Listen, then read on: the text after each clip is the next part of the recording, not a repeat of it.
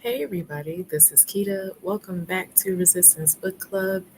And this here will be Nigerian American writer of science fiction and fantasy for both children and adults. She is best known for her Binti series and her novels Who Fears Death, Zara the Windseeker, Akata Witch, Trilogy, Lagoon, and Remote Control. She has also written for comics and films. Her writing is African futurism and African Jujuism, which is heavily influenced by her dual Nigerian and American heritage. She is the recipient of multiple awards, including the Hugo Award, Nebula Award, Eisner Award, and World Fantasy Award. She is considered to be among the third generation of Nigerian writers. So this Cincinnati, Ohio born native is Nnedi Orkorafor, and let's get to the reads of what I have read. So sit back, relax, get some snacks, and let's get to it.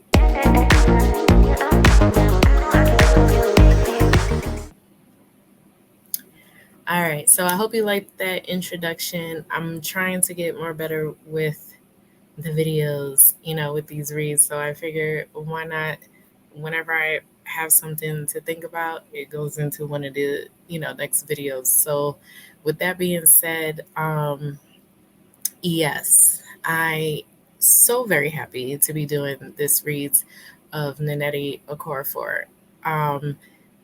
It's listening to her books was an absolute joy. I thoroughly enjoyed every single one, some better than others. But I do love the fact that a lot of these were more short, like they're just short stories. None of them is too big, they're not over 300 pages, and she is just able to do that.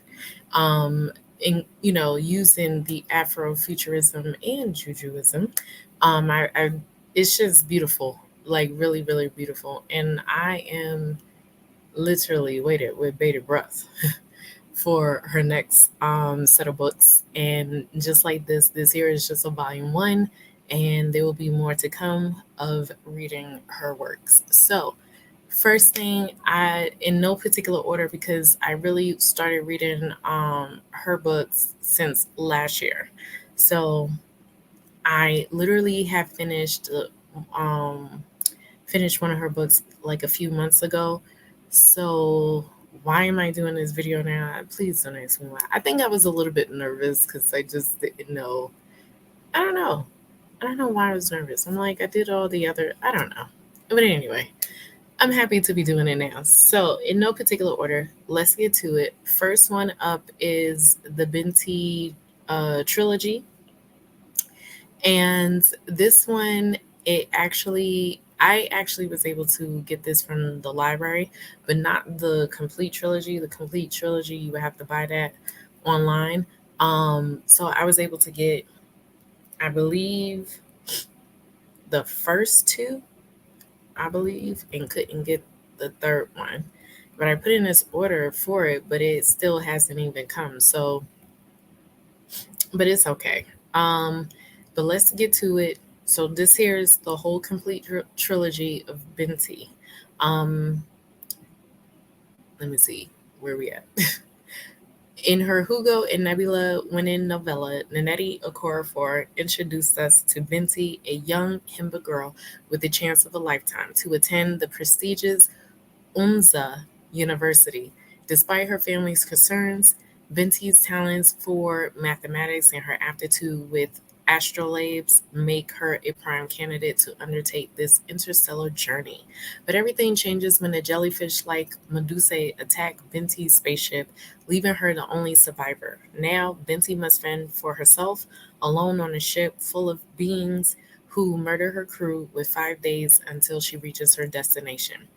There is more to the history of the Medusae and their war with the Kush than first Yeah, then first meets the eye. If Binti is to survive this voyage and save the inhabitants of the unsuspecting planet that houses Unza Uni, it will take all of her knowledge and talents to broker the peace. But even if Binti achieves this remarkable feat, it's not the end of her story. For this lone Himba woman, now bonded with the Medusa and forever changed by this bond, still must find a way to survive and thrive at Unza University amid swirling interspecies biases. And eventually, she must return home to test the strength of the fragile peace she worked so hard to win. Um, this here, I listened to every single one. I think I was trying to find, but I believe I have to go.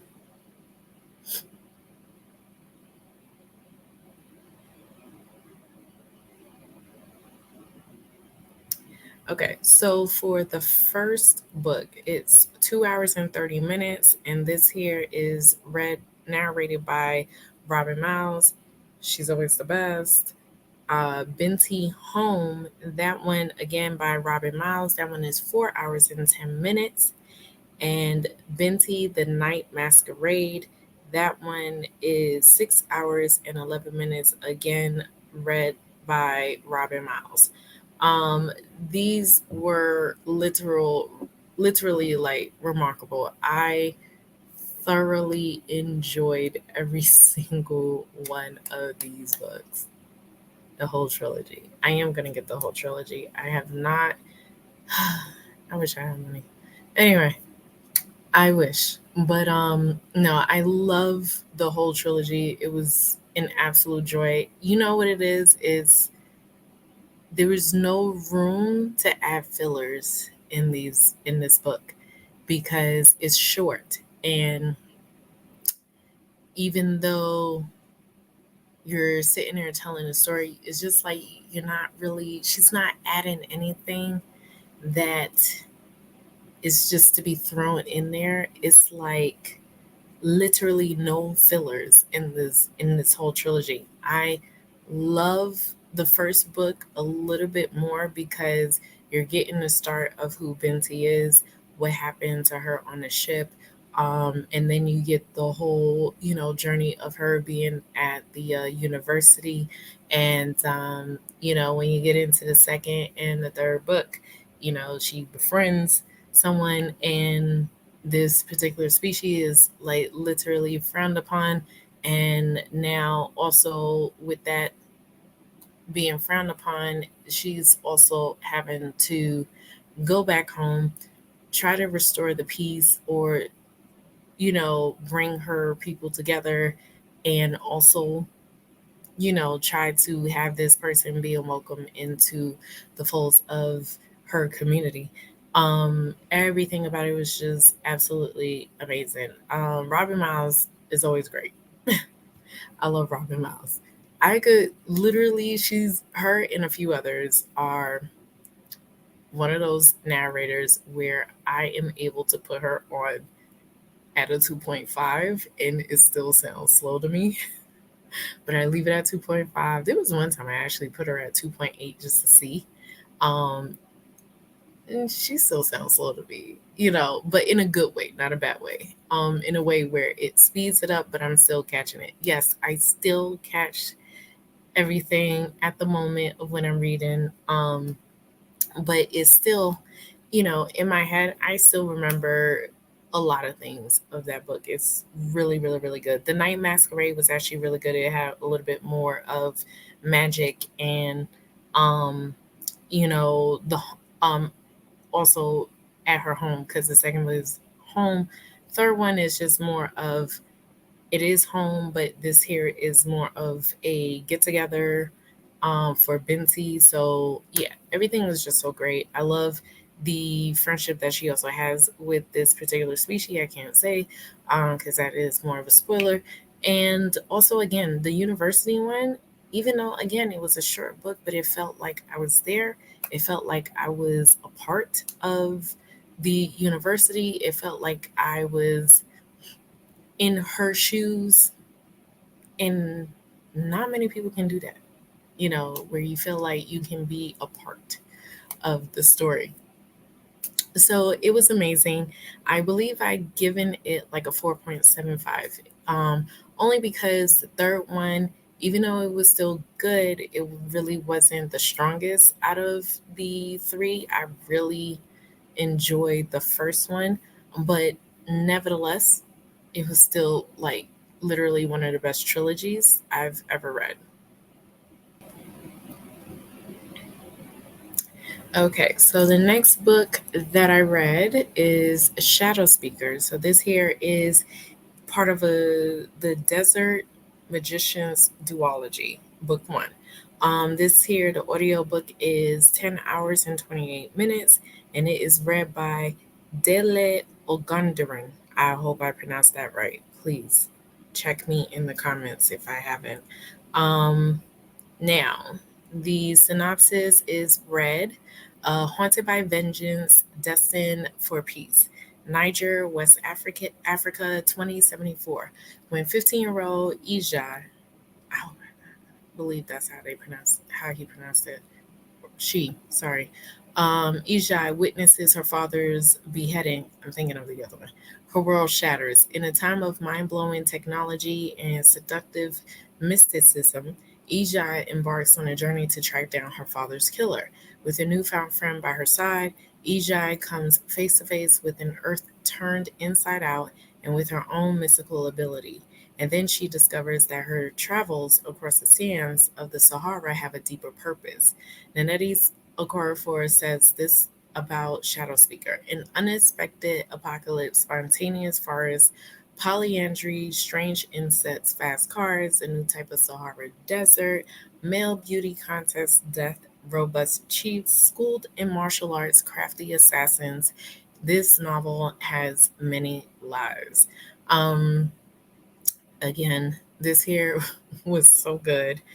I literally ate this one up. I love Ijai. I just, you know what I think it is? I think it's like the beginning parts of her openings is always the part that sucks you in. And now you're like wanting more. And she does such a fantastic job with it. Ijai is someone literally can be relatable. I mean, she did go through a loss, grief, and also trying to survive in the future, the Afrofuturism of it all in 2074. Love the magical realism, love the assassins. Yes, there is martial arts and all of that. She does a really great job going into the writing, the details of it, I guess you would say, because it feels like you are doing these moves. I don't know, it's just like really crazy. But yes, it felt like that to me. Um I love the friend, the best friend, which we'll talk about in the next book. And also to the which I believe, I guess, like the Afro Jujuism is a part of that with the whole the magic, the mystical abilities and everything. So yeah, everything was beautiful. The scenery was beautiful. It, took me to that place. Again, it's the way she writes and how she details all of these scenery. It feels like you're there. It also feels like you are fighting these people. It's the way she writes. It's just amazing. So this one here, I literally had given it a 4.5 stars. I did, because at first I was like, okay, because I don't normally, if it's a duology, I don't really rate it until I'm done with the duology. Or same thing with the trilogy, I don't rate it until I'm done with the trilogy. So when I was done, I was like, okay, yeah, this one here is a 4.5. I love it. Trust me, I love it. Really do. Then we gets to book two. So then book two is Light Thunder. And that one I had to give a 5 star to, I don't know what it is, but this one here was doing it for me. Um, so for this synopsis is Niger, West Africa, 2077, and it reads off, I am the desert magician. I bring water there is where there is none. This book begins with Dekoju Obi O- Obidamika or Bidamapa. I believe that's how you pronounce it. Oh God, I know I'm butchering it. Slowly losing his mind. Yes, because I think they call him Dika in this. Yes, that boy who can bring rain just by thinking about it is having some issues. Years ago, I'm gonna just call him DK. DK went on an epic journey to save Earth with the Shadow Speaker girl, Ejai Ubaid, who became his best friend.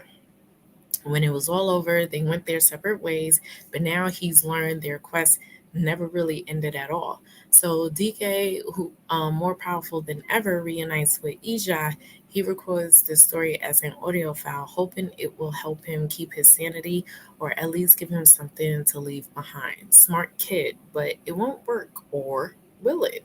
I can't tell you this. It won't be like before. Our Rainmaker and Shadow Speaker have changed, and after this, nothing will ever be the same. As they say, oh no, I can't even pronounce it. I'm not even going to say all of that. Or, if you do not remember where the rain started to beat you, you will not remember who gave you the towel with which to dry your body.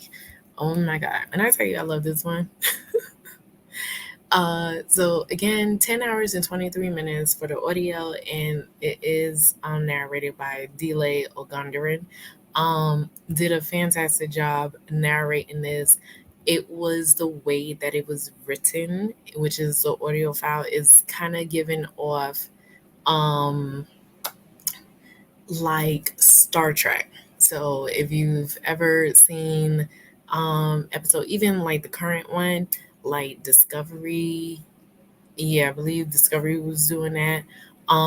They always start off with like an audio file. Oh, this happened at such and such time, and it's a daily journal, pretty much. And so that's what DK was doing, having his daily journal and going back and forth. I don't want to give too much away. That is a spoiler when you are reading this. But the friendship between Ejai and DK was absolutely amazing in the first one. And when you see what happens in the second one comes together, this here had like a huge full circle moment for me. And this is one of the reasons why I had given it a 5 star. I really can't talk too much about it because, again, it's just going to give it, give too much away. Just know I had given this 5 star because it literally had a full circle moment. Um, and everything leading up to it in his mind, the way he was thinking, he is literally powerful. Um, and with that being said, it was just like drama on top of drama on top of drama, but I was here for it. But yeah, the way she written that, it was just absolutely different than all the other books. And that was also another reason why I had given it a 5 star, because she took something, that futuristic idea, and amped it up to like 10 times of the amp level in sci-fi, in that futuristic idea, and I love it. But yeah, 5 stars. It was definitely worth it. Definitely worth it. All right, so the next so this here will be the trilogy. So we are on the Sabidity or Sabidi scripts trilogy, which is the Akata Witch. This here is 8 hours, book one, 8 hours and 49 minutes, and it is read by Yetide Badaki. I hope I pronounced that right. So the synopsis is 12-year-old Sunny lives in Nigeria, but she was born American. Her features are African, but she has la la la albinism. She's a terrific athlete, but can't go out into the sun to play soccer. Seems to be no place where she fits in. And then she discovers something amazing. She is a free agent with Latin mystical powers. Soon she begins a quartet of, soon she's part of a quartet of students. For some reason, I feel like I can't read. Quartet of students studying the visible and invisible, learning to change reality. But it will be but will it be enough to help them when they are asked to catch a career criminal well versed in powerful juju? This here was so good. I love the first book. I don't know, man. Something about her when she writes that first book, it is super hella engaging. Oh my God. I thoroughly enjoyed studying this one. Also, to you get the feeling out of place because of her albinism, um, you know, the fact that she can't really be in the sun for too long. Um, funny thing is that, or not funny, but my husband, he has vitiligo, so he can't really, if he's in the sun, it spreads. So he has it on certain parts of his body, but summertime is um, it's the worst for him. So, like how all of us can go out in tank tops and short sleeve shirts, nah, he has to have on like long sleeve. But he does wear short sleeve. Don't get it twisted. Like he do wear short sleeve. Is he doesn't he's not out in the sun if he's wearing short sleeve for too long. Is when he's at work because he works outside, so he wears the long sleeve so that way it's not really spreading everywhere all over his body so quickly. When winter time comes, the spread dwindles down, and then some parts over the years will continue to spread more. So, more like his hands and feet have spread it a lot more. But yeah, totally get it. I was like, yeah, that's exactly what you go through. Being burnt by the sun like that is crazy, honey. It's really crazy. And no, he before y'all go into the comment section, no, he doesn't want to use any of the cream or anything. He is embracing all of his entire body, like his skin and everything. And that's one of the things that I love most about him. And, because he had chose not to do that early on. He's like, no, like I don't care for it because it's been a lot of like random people like, oh, you can use the cream and blah blah blah blah, and it's like we never asked you, never asked you. I love him just the way he is, honey. He's great. He's good looking to me, hon. That's why he mine. Okay, my man, my man, my man, my man. All right, now as far as the book goes, yes, it was definitely worth the read. I was so here for it. I believe it's more YA than adult in this, because again, she's going to a school. The school that she's in, it wasn't really doing anything for her up until she started to until she stumbled upon these group of students and then realized like, oh, I need to be over here. So using the juju, that's the Afro Jujuism.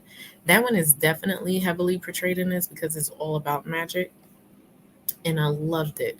Very detailed. Excuse me. Definitely felt like you were actually doing these things. Like it was that amazing. Also too, just actually getting into the headspace of what it is to be albino. That was very beautifully portrayed in the most like holding the hand of a person and actually telling their story. It felt that way.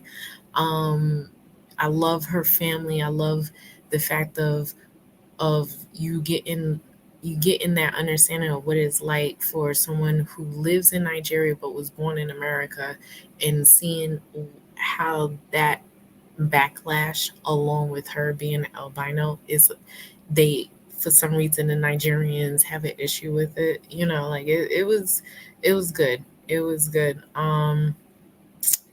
Yeah, this one here for me was definitely a 5 star.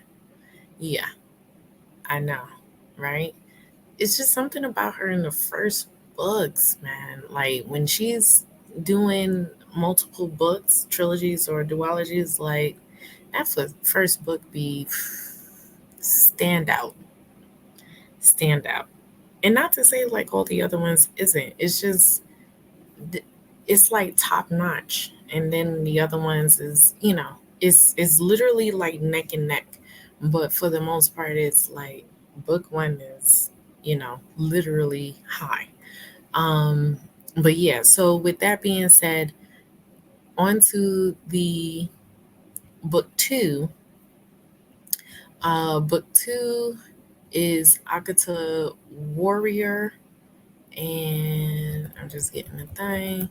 So this one here is the listenership is 12 hours and 43 minutes, and again, it is narrated by Yatide Badaki, and it goes a year ago. Sunny Nawazu, I believe Nawazu or Nawaze, probably Nawazu. An American born Nigerian girl was inducted into the secret leper society. As she began to develop her magical powers, Sunny learned she had been chosen to lead a dangerous mission to avert an apocalypse brought about by the terrifying masquerade Ekwenzu. Now stronger, feistier, and a bit older, Sunny is studying with her mentor, Sugar Cream, and struggling to unlock the secrets in her strange uh, Nativity book. I believe that's how they say it in the thing. Eventually, Sunny knows she must confront her destiny with the support of her leopard society friends, Orlu, Chi Chi, and Sasha, and of her spirit face, An, Anuwanu. She will travel through the worlds, both visible and invisible, to the mysterious town of Osisi, where she will fight a climactic battle to save humanity. Yeah. So this one now she's immersed in her juju, and the juju magic, and also she's finally is have her own set of friends. It was very beautiful. I love Chi Chi. Yeah, Chi Chi's Gigi's funny. Sugar Cream is the mentor. I love Sugar Cream. But it's just I love the lore. I love the whole Nativity script, the book, and everything. I wish we can actually see the book, see how it look. Just everything. I just want to see some pictures and stuff like that in there. Um, yeah. So the school as it went, now she's tapped in, but not really tapped in more. I felt like we were on the cusp of her magic, and I'm like, okay, I feel like there's more. Like, punch a wall, break down that fourth wall, girl. So that's what I was waiting for. I can feel it. Like, I'm like, nah, she may be stronger, but I felt like there is more that she just needed to break down the fourth wall. It was definitely action in it, with the whole mission that they were on. Man, it was like so many different, like, I believe there was like creatures and stuff in there, but um just what they had to face, and then her spirit phase, I thought that was beautifully told, detailed, everything. Even the battle, it felt like I was a part of it. um you know e- Everything in here, I mean, it's just god, man, her writing is just insane. It's insane. Like, seriously, I love her writing. I really can't wait to read more of her books. But yeah, so literally, following Sunny, you do get to learn more of the Leper Society, and the school, the powers, and everything. Who's involved, the other characters, the side characters that's in there, everything. And it was, again, it was just the most beautifully written book. I believe I gave this one, like I said, it was neck and neck. I believe I gave Now when I'm thinking about, I think I gave it like 4.5.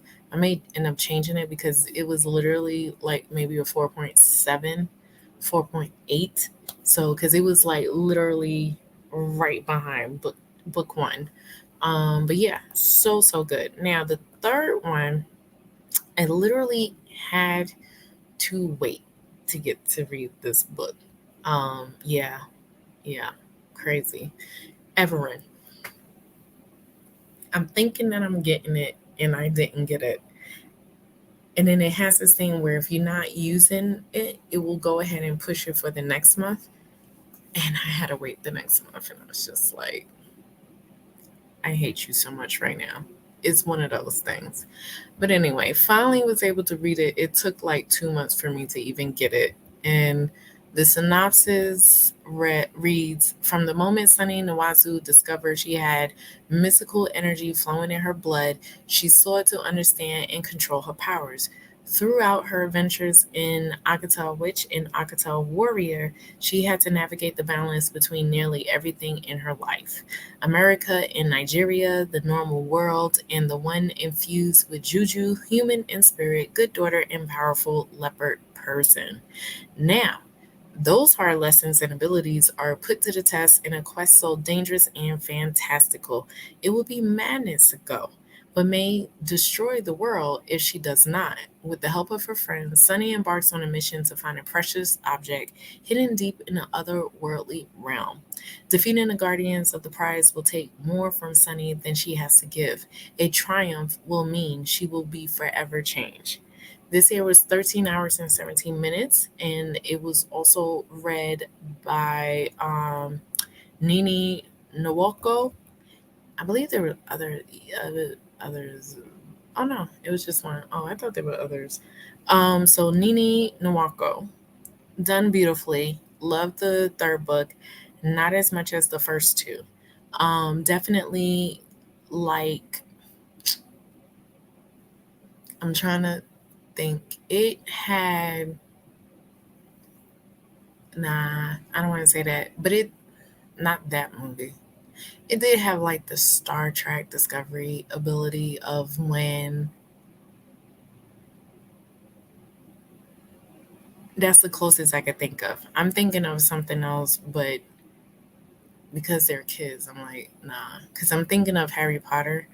It was giving me that, but it was also giving me Discovery with the whole um you know, fighting to kind of save the universe and all of that. It was giving me that vibe, man. She probably would be like, no, it really wasn't that. Nnedi, don't come after me. It was giving me that. I'm such a movie and TV person buff, but it was giving me that. But anyway, love this whole conclusion. But did we get a conclusion? Um, did love the ending. It was kind of open ended though.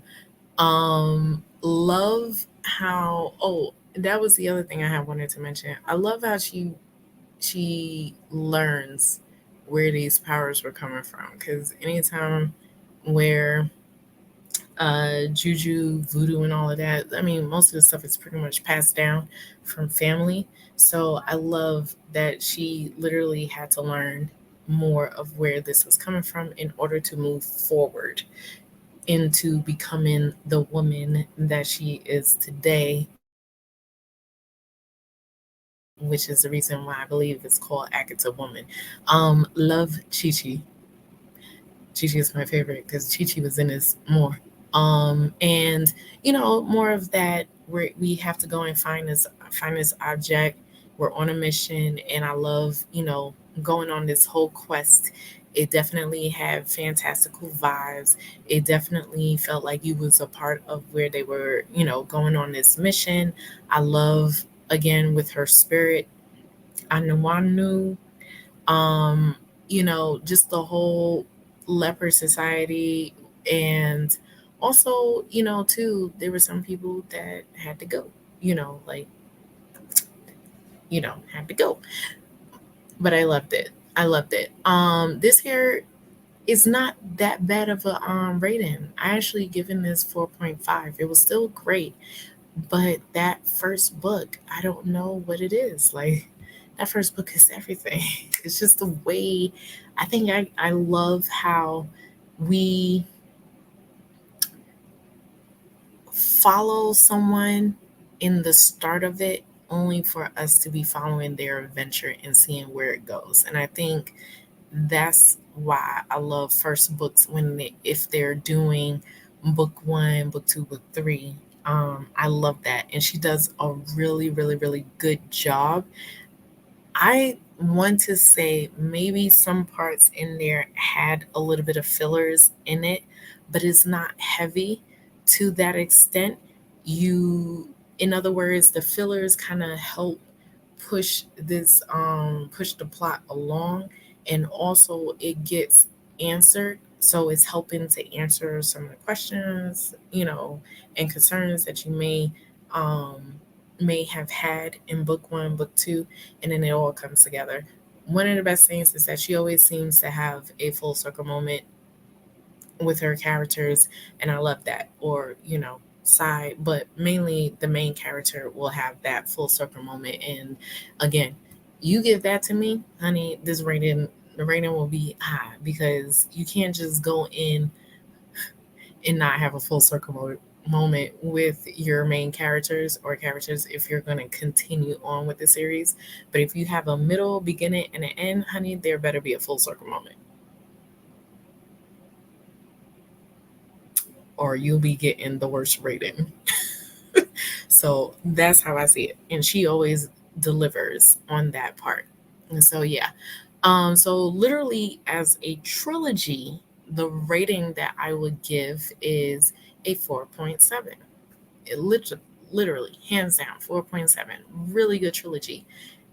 That to the Binti trilogy, totally different ones. You know what I mean? But I actually like the Binti one. I do. So yeah, like literally as I kept going trying to figure out, yeah. But I'll do a rating towards the end so that way we know where I'm at with everything. So yeah. But for right now, Binti is still like number one for me.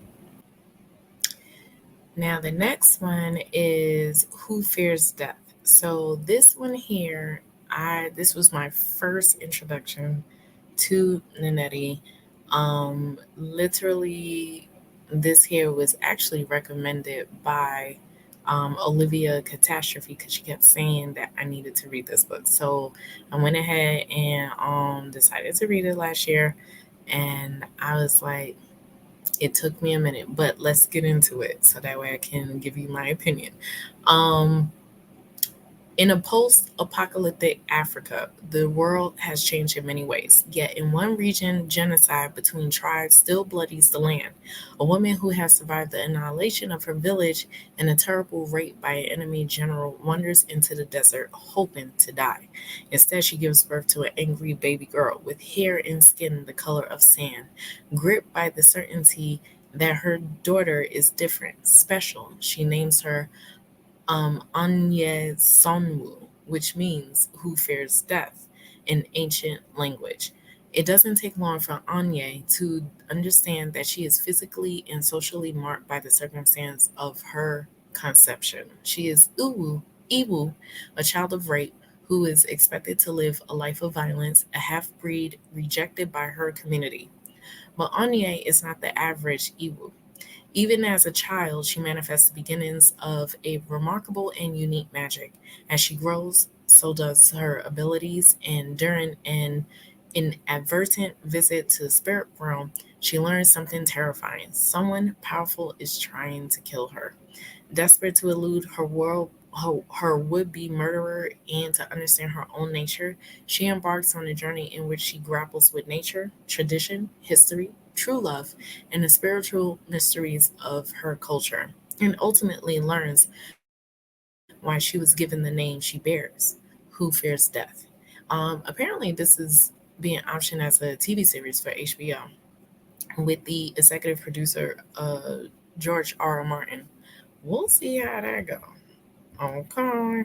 But anyway, listenership 16 hours, 59 minutes, and it is also read by Yatide Badaki. And this year, I listened to this. It took me a minute because I believe it was kind of like my first introduction into Afrofuturism in the way that it is being told with the post apocalyptic everything. And I literally had to process this thoroughly. And I'm happy that I did because in the beginning, I believe I given it a 4 star. As I was going through the months, it was still replaying in my head, and then I bumped it up to a 4.7. The reason for it not being a 5 star because Lord child, the spice, honey, we can deal without the spice, but I get it. I get it because it actually made sense. Some parts of it was making sense, but I get it because I'm like, okay, where are we going with this? And I'm not really a spice person. I know a lot of people are not really spice, but it was given too much. And then I found out, as you're reading along, you find out, and then you're like, oh, okay, okay. I mean, we get it, but it was sort of explained. Other than that, it was still a great book. I love the beginning. Didn't I say it's always the beginning? I mean, she writes killer intros. Yo, these intros be insane. The intros is what it be picking me up. Like I be here for it. Anya, I love her journey. I love the fact that she was sitting there like really trying. I mean, she was just really being herself. It was really I wouldn't even say it was really the same. At the time when I read this, I was actually reading Fledgling, Octavia Butler's book, and it was almost in that same feeling. I don't know, but either way, of course, this here is a lot different. But I love her journey. I love the fact that she was different, and I see that she loves writing characters that have some type of like detail or something on their body or something that kind of differentiates from other characters, which is more of like, you know, y- we see you. Like, I know who you are now. You've given me your name. I know who you are now, that type of thing. And then to have these special abilities, and as she grows, these abilities definitely was getting stronger and stronger and stronger. And I love that.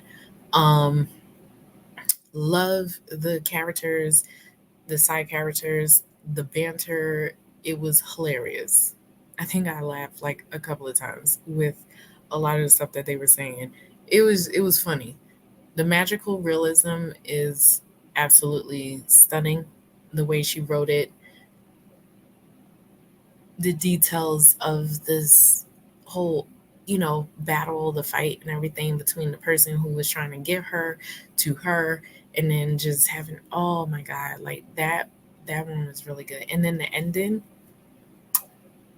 like literally loved it. Chef's kiss, but again, the spice always it be taking me out. Like it takes me out. And man, that's so nitpicking, but yeah, I'm just not really a spice. Yeah. No, not really. But other than that, still wonderful book. Wonderful book. I'm happy that I was introduced to that book, to her, to Nnedi, because it really opened up my eyes to the whole Afrofuturism. And excuse me, also to be dived in it and wanted to know, or I should say read more of her books. So definitely was absolutely you know page turner, and also great listening experience. So yeah, I loved every bit of it. All right, next one is Noir, and this here is on Wooly. Oh, oh God, I'm so sorry for butchering these names. because they sound so good coming out of the narrator's mouth, and I know I'm butchering it, but Anwali prefers to be called AO. Thank God. Yes, because I remember that. And to her, these initials have always stood for artificial organism. AO has never felt has never really felt natural, and that's putting it lightly. Her parents spent most of the days before she was born praying for her peaceful passing because even in utero she was wrong. But she lived. Then came the car accident years later that disabled her even further. Yet, instead of viewing her strange body the way the world views it, as freakish, unnatural, even the work of the devil, Ao embraces all that she is, a woman with a ton of major and necessary body augmentations. And then one day she goes to her local market and everything goes wrong. Once on the run, she meets a Fulani herdsman named DNA, and the race against time across the desert of northern Nigeria begins. In a world where all things are streamed, everyone is watching the reckoning of the murderers and the terrorists and the saga of a wicked woman and madman unfold. This fast-paced, relentless journey of tribe, destiny, body, and the wonderland of technology revels in the fact that the future sometimes isn't so predictable. Except expect the unexpected. This here, uh the listenership is 7 hours 11 minutes, and it is also read by Delay Ogundaran. This year was different, only because now we are literally following AO, who is definitely in sort of like an AI, to be honest, and to literally be writing it in this type of style and DNA. Um, I felt like this was a little bit ambitious of the writing, like, but she did a really good job. Like, she really did. It was the fast pace of it. I mean, I think I breezed through this book. It was really fast paced. I love the journey of it. Definitely felt like I was on an adventure. Um, and then literally just from what it said in that synopsis of her being born and all the way to the car crash, like we get all of that, honey. Like from the very beginning, and then this journey goes ahead and takes off, and it's like it's just running on legs at this point. Definitely have that heavy um biotechnology, the humanity, the intense action, the near future, Nigeria, everything, everything, all impact in one. So loved every bit of it. I believe I had given this a 4.5.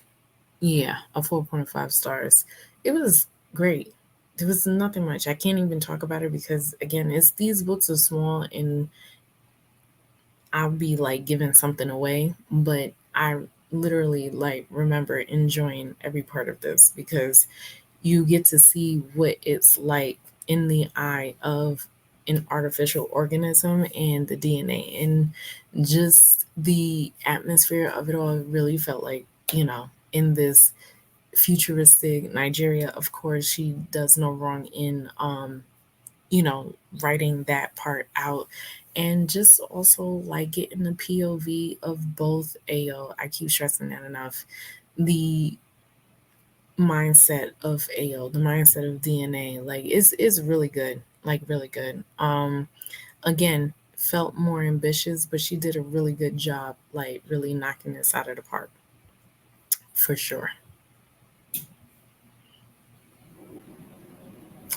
All right, next one is remote control. So, an alien artifact turns a young girl into Death's adopted daughter in remote control.